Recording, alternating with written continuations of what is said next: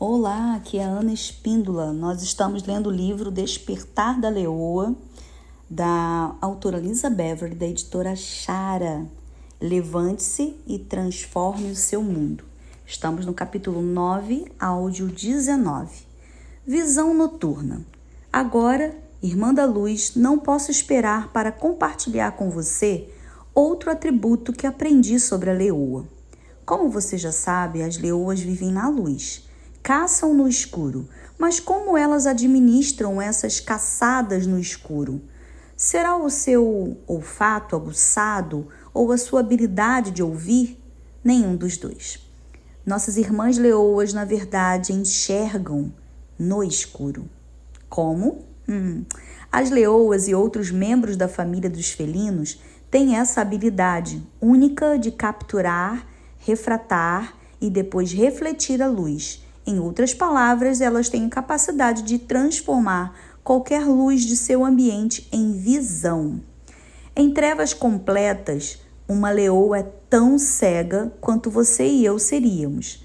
Mas, se houver um vestígio de luz pontuando o escuro, ele é capturado e transformado em visão. Até mesmo o brilho da lua ou os pontos remotos da luz das estrelas são captados pela visão noturna da leoa. Suas pupilas, que permitem a entrada de luz nos olhos, são diferentes das nossas. Elas lhes dão a capacidade de focar a visão quando outros não podem ver. Em certo sentido, a luz que elas veem sair de dentro dos seus olhos e não do ambiente que as cerca. Esse é o motivo pelo qual os olhos de um gato, às vezes, brilham no escuro. Eles coletam e refletem toda a luz que está disponível a eles. Como nós podemos fazer menos que isso? À medida que as trevas em nosso mundo aumentam, teremos cada vez menos luz ambiente para aproveitar. É hora de desenvolvermos a fonte de luz interior e focarmos nela. Tu me encontras em 1 minuto. Na verdade, já está lá, me esperando. Então eu disse a mim mesmo, ele me vê até na escuridão. À noite estou imerso na claridade. Isto é um fato. A escuridão não é escura para ti. Noite e dia, escuridão e claridade para ti são a mesma coisa. Salmos 139, versículo 11 e 12, na versão A Mensagem. Deus não é uma hipótese derivada de suposições lógicas, mas uma percepção imediata, clara como a luz. Ele não é algo a ser buscado nas trevas com a luz da razão. Ele é a luz. Abram Joshua Haskell. Se algum dia houve um tempo no qual era necessário desenvolver a habilidade de visão noturna dessa leoa, essa hora é agora. A maioria de nós pode ver durante o dia, mas o que estou propondo é que desenvolvamos a nossa habilidade de ver no escuro. A luz pela qual as leoas veem é a luz que está dentro dos seus olhos. Se estivermos iluminadas por dentro, não estaremos sujeitas às trevas do nosso ambiente. Isso nos dará uma visão aperfeiçoada com um alcance mais amplo e maior perspectiva da parte de Deus. Tremendo. Deus é luz, nele não há trevas. Pergunto-me se realmente somos capazes de compreender essa declaração. Aonde há luz, há visão. Onde há visão, há esperança e recuperação da vista. Onde há vista, há revelação. Lembro-me do primeiro versículo que um dia me foi dado, escrito em uma carta. Ele foi extraído de Efésios 1, para que o Deus do nosso Senhor Jesus Cristo, o Pai da Glória, vos dê em seu conhecimento o espírito de sabedoria e de revelação, tendo iluminado os olhos do vosso entendimento, para que saibais qual seja a esperança da sua vocação e quais as riquezas da glória da sua herança nos santos. Versículo 17 e 18 de Efésios 1. Essa frase tornou-se uma oração diária para mim. Eu a sussurrava quando fechava os olhos todas as noites e convidava Deus para entrar nos meus sonhos. À luz do dia, eu respirava essa promessa antes de ler a Bíblia. Eu estava envolvida pela maravilha da promessa de ter os olhos iluminados com a capacidade de ver o céu acontecer na minha terra. Aquilo que você contempla, você se torna. O que você vê é aquilo ao qual você dá expressão. Temo que tenhamos perdido de vista o quanto é vasta a maravilha que Ele tem para nós. Deus, dai-nos olhos para ver. Esse pedido revela o que deveria ser a simplicidade pura e infantil da manifestação profética. Nós ouvimos isso nas palavras de Eli a Samuel. Volte para a cama. Se você ouvir a voz outra vez, diga: fala, Deus, teu servo está pronto para ouvir. 1 Samuel 3, versículo 9, na versão A Mensagem. A voz de Deus chama o jovem Samuel quando ele está repousando e o desperta. A nossa resposta deveria ser como a dele: fala, Deus, sou tua serva, estou pronta para ouvir. Até Samuel responder e convidar Deus para falar, ele só havia experimentado o Deus que o chamava pelo nome. Mas no futuro, ele iria falar em nome de Deus. Quantos de nós temos experimentado apenas o Deus que nos chama pelo nome? Acredite, não estou menosprezando essa experiência, mas ela é apenas o começo. Vamos prosseguir para algo mais que cada uma de nós anseia por alcançar. Ansiamos por conhecer o seu conselho e por trabalhar com ele, o que significa permitir que ele fale por meio de nós. O Eterno disse a Samuel: preste atenção, estou prestes a fazer algo em Israel que deixará o povo abalado. 1 Samuel 3, versículo 11, na versão A Mensagem. Não tenho dúvidas de que mesmo agora Deus está nos dizendo: filhas, ouçam com atenção. Vou fazer algo na terra que vai abalar as coisas e chamar a atenção do mundo. Deus anseia por ter um povo que volte a atenção do mundo para ele. Nos dias de Samuel, a voz do Senhor era rara, e as ofertas do povo de Deus e a honra da sua adoração eram tratadas com desprezo. O pecado sexual era desenfreado no templo. O líder era incapaz ou não estava disposto a reprimir os filhos, porque ele inevitavelmente se beneficiava das violações deles. Em resposta, Deus afastou da casa de Eli e despertou um jovem consagrado em quem ele podia confiar. As transgressões dos nossos dias não são tão diferentes, e Deus tem filhos que estão despertando e estão vivos. Mas o jovem Samuel era dedicado ao trabalho, abençoado pelo Eterno e estimado pelo povo. 1 Samuel 2, versículo 26, na versão A Mensagem. Já vi jovens que são exatamente assim, muito dedicados, abençoados por Deus e estimados pelo povo. O toque do céu está sobre as suas vidas e Deus quer posicioná-los ao nosso lado, para que juntos, todos nós, façamos isso. Para que isso aconteça, deve haver um despertar profético dos olhos para ver o que Deus está fazendo, dos ouvidos para ouvir o que Ele está dizendo e da capacidade de revelar a sua palavra de uma maneira tão vibrante e viva que remova as barreiras do coração humano. Diante disso, quero dar a estas páginas uma perspectiva profética. Quero que você espere e permita que as palavras aqui escritas e que eu estou falando falem a esse lugar de assombro inspirado por Deus dentro de você. Saiba que ao escutar essas palavras, esses versículos, ao imaginar, a criar imagens e passagens, elas poderão evocar uma agitação ou uma vivificação do dom de Deus dentro de você, no seu interior. É o Espírito Santo ampliando o ventre da sua vida e aumentando a sua capacidade de ouvir, entender e ver.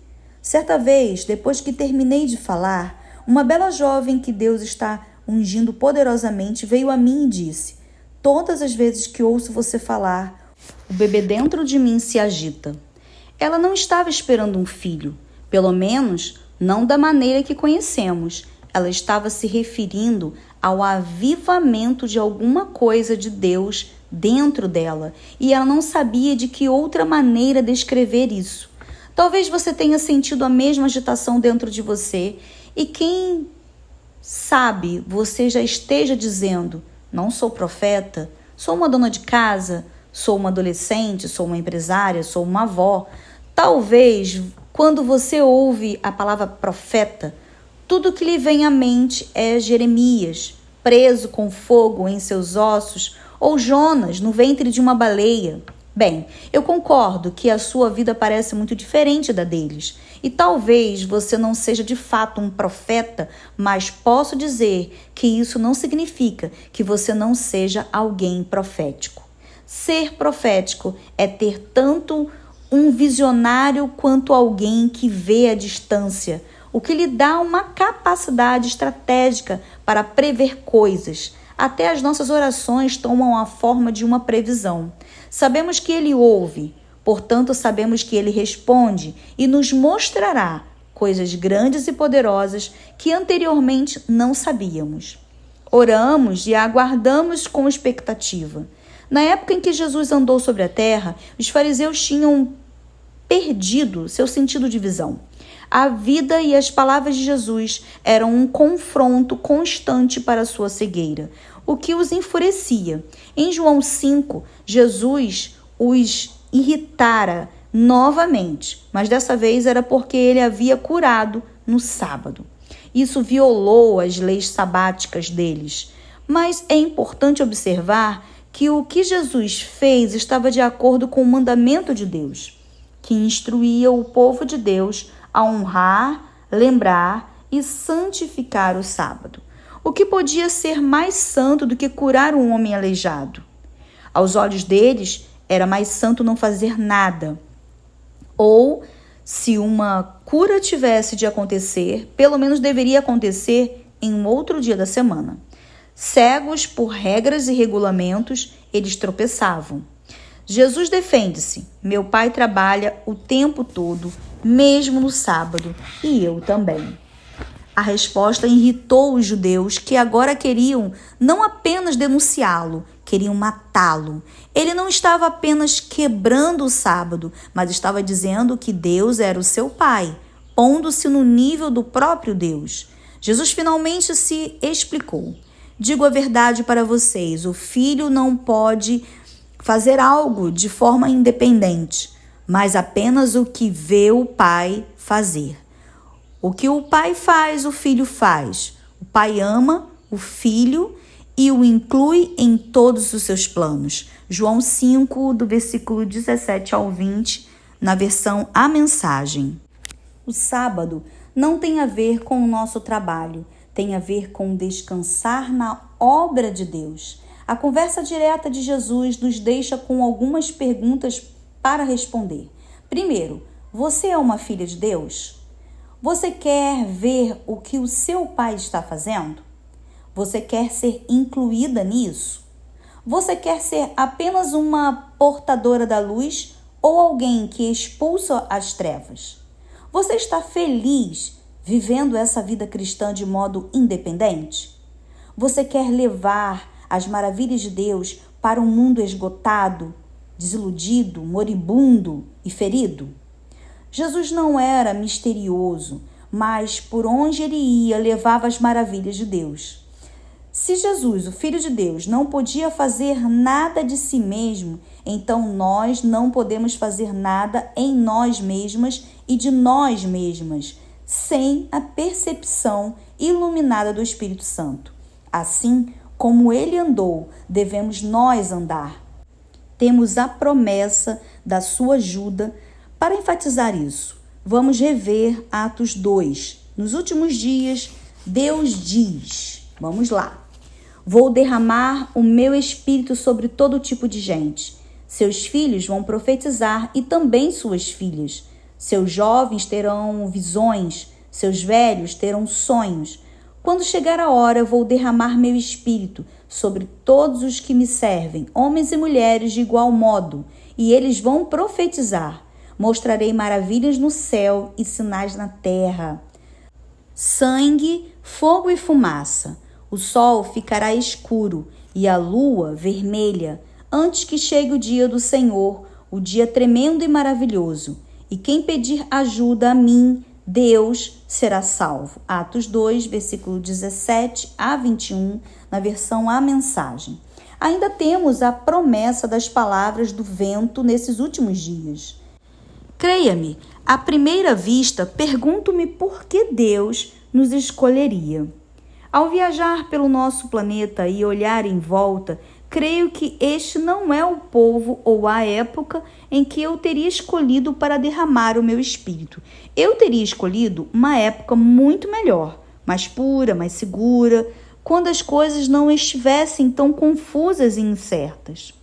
Eu consideraria o ano 50, depois de Cristo, antes de começarem a matar os cristãos, como uma ótima opção. Mas onde isso nos deixaria? Ou talvez você esteja pensando que não quer ou não precisa de um derramamento do Espírito. Talvez a cultura da sua igreja não acredite nisso, mas realmente não importa o que eu diga ou o que você quer ou o que eu quero. Nos últimos dias, Deus diz: vou derramar o meu Espírito sobre todo tipo de gente. Ponto. Parece-me que no fim, tanto o povo quanto a sua opinião pertencerão a Ele. Dito isto, o que exatamente isso significa? Como seria um derramamento do seu Espírito? Bem, vamos explorar e definir um pouco mais a dinâmica de um derramamento do Espírito. Há aproximadamente 2000 anos, o Espírito Santo foi liberado sobre a terra para revelar Jesus e tornar novos os corações dos crentes, de perto e de longe. Então, temos o Espírito Santo ativo no seu corpo e entre o seu corpo, a igreja. Mas eu hesitaria muito em chamar o que temos de agora de um derramamento. Então, como seria um derramamento? Para explorar isso, precisamos primeiro conhecer o significado da palavra Espírito. Espírito possui 4 significados diferentes. O primeiro é força. Sob essa definição, encontramos as palavras coragem, caráter, vontade, poder, fortaleza, fibra moral, sabedoria, determinação, audácia, coração e entusiasmo. O versículo a seguir é um exemplo do Espírito derramado como coragem e força física. Então o Espírito do Senhor de tal maneira se apossou dele, Sansão, que ele o rasgou como quem rasga um cabrito, sem nada ter na mão. Juízes 14, versículo 6. Tudo bem, esse é um exemplo radical. Não é exatamente a imagem do Espírito descendo em forma de uma pomba.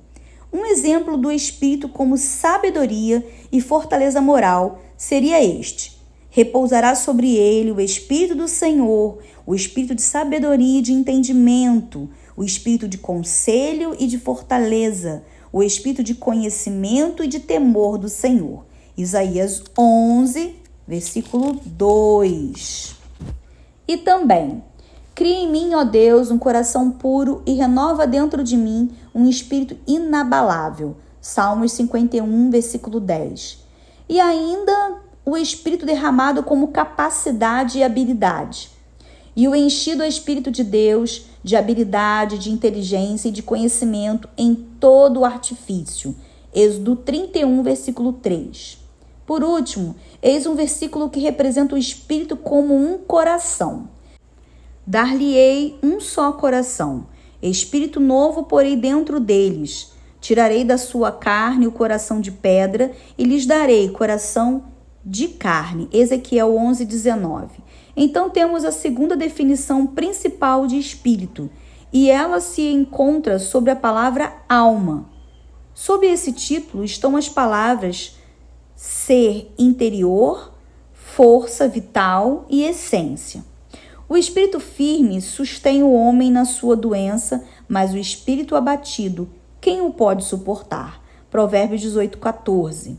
O coração alegre aformoseia o rosto, mas com a tristeza do coração o espírito se abate. Provérbios 15, versículo 13. A definição seguinte de espírito é espectro, fantasma, aparição. Bem, tenho certeza, plena certeza, de que essa não é a que nós precisamos pesquisar. E por último, o espírito definido como sensação, atitude, humor, tendência e atmosfera geral. Você talvez já tenha ouvido as pessoas dizerem que há uma boa sensação ou um espírito em um lugar. Elas não estão falando de um fantasma ou de uma pomba. Elas estão falando de uma atmosfera ou de uma expectativa. Muito provavelmente no cenário antes do primeiro derramamento, quando as pessoas estavam em concordância e reunidas em um único lugar, havia uma atmosfera, um humor ou um espírito que dava as boas-vindas e honrava tudo aquilo que Deus desejava fazer. E onde está o Espírito do Senhor, aí há liberdade. 2 Coríntios 3,17. Assim, aqui vemos o Espírito promovendo uma atmosfera de liberdade na qual as pessoas podem receber de Deus.